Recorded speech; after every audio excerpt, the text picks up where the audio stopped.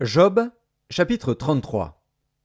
Maintenant donc, Job, écoute mes discours, prête l'oreille à toutes mes paroles. Voici, j'ouvre la bouche, ma langue se remue dans mon palais. C'est avec droiture de cœur que je vais parler, c'est la vérité pure qu'exprimeront mes lèvres. L'Esprit de Dieu m'a créé, et le souffle du Tout-Puissant m'anime.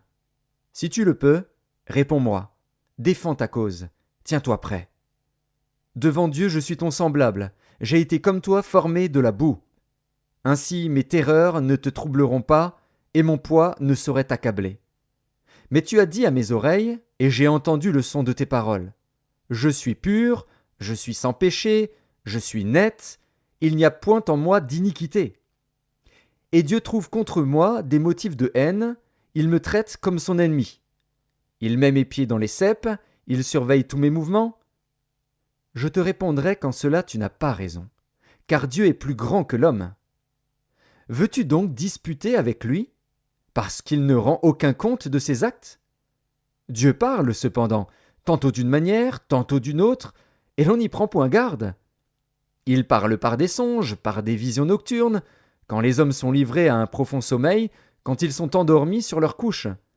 Alors il leur donne des avertissements et met le sceau à ses instructions, afin de détourner l'homme du mal et de le préserver de l'orgueil, afin de garantir son âme de la fosse et sa vie des coups du glaive. Par la douleur aussi, l'homme est repris sur sa couche, quand une lutte continue vient agiter ses os.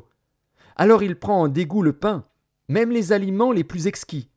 Sa chair se consume et disparaît, ses os qu'on ne voyait pas sont mis à nu. Son âme s'approche de la fosse, et sa vie des messagers de la mort.